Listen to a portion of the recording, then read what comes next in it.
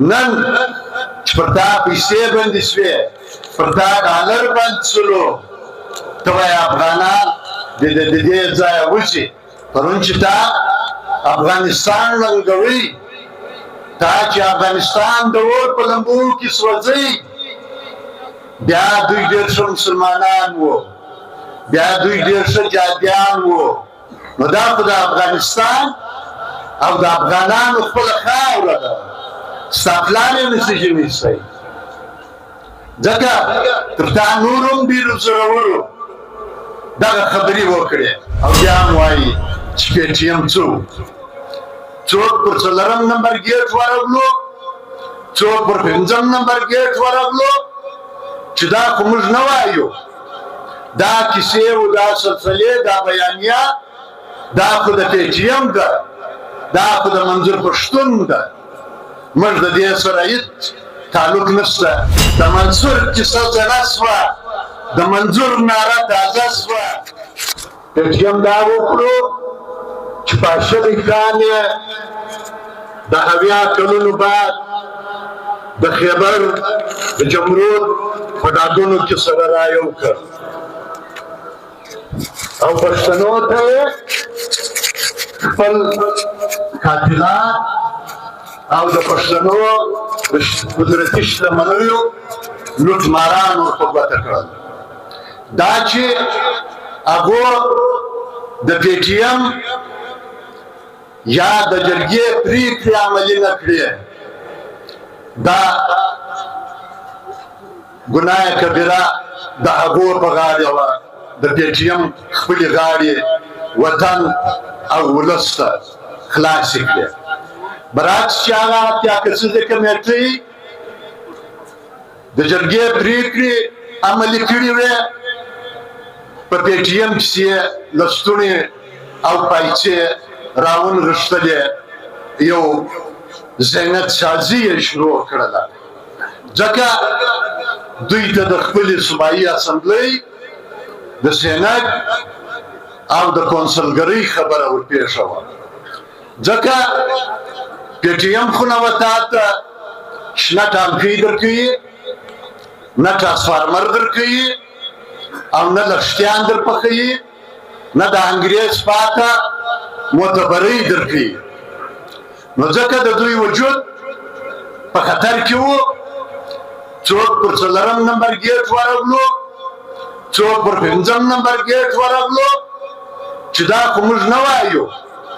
دا کیسې او دا سلسلې دا بیانیه دا خو د پی ټي ایم ده دا خو د منظور پښتون ده موږ د دې سره هېڅ تعلق نشته او بیا هم وایي چې پی ټي ایم څوک پی ټي ایم خدای مکه پی ټي ایم ورک شو د پی ټي ایم ریښې په خپل ولس کې دي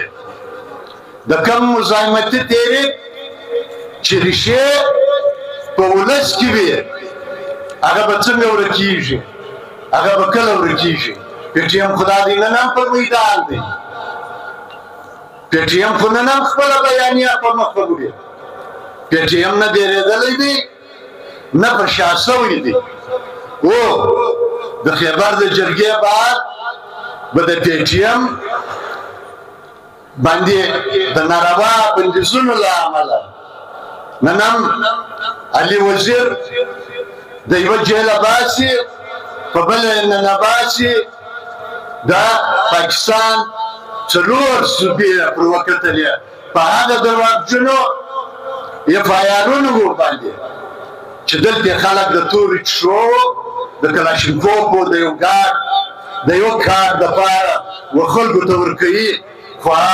د هغو اف آی آرونه یې پر علي جوړ کړو ملک نصیر خان کوکیخیل د ملک ولی خان کوکیخیل زوی چې د ضیاءالحق په ناروا دوره کې یې کورونه ور بلډوزر کړل ملک ولی خان کوکیخیل یې افغانستان ته مجبور کړ نن هغه ملک نصیر خان کوکیخیل په سپینه ږیره باندې چې د اوسه پرې خوستار لیدلی نه و په خوزدار کې د منشیاتو FIR ورباندې جوړ په سپینه ږیره باندې نن هم حاجي صمد چې د یوه جیله خلاصېږي په بله یې نه باسي جرم یې څه دی جرم یې دا دی چې پر خپله خاوره د دښمن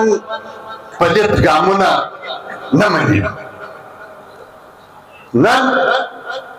بیا یو وار دوی پښتونخوا ته ډالري جنګونه راوړي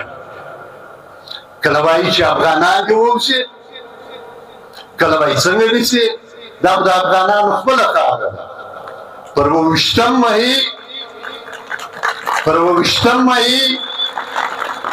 1800 یو کم اویا د ګندمک پر میدان چې د سره انګریز د امیر حبیبالله خان سره تړون وشو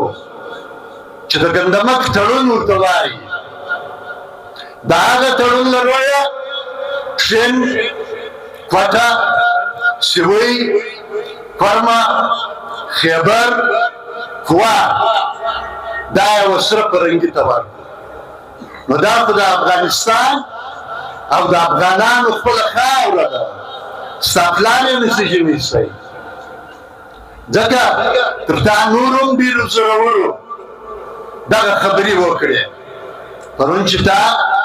افغانستان ړنګوئ تا چې افغانستان د اور په لمبو کې سوځئ بیا دوی ډېر ښه مسلمانان وو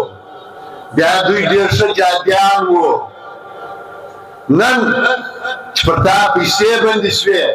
پر تا ډالر بند شولو ته وایې افغانان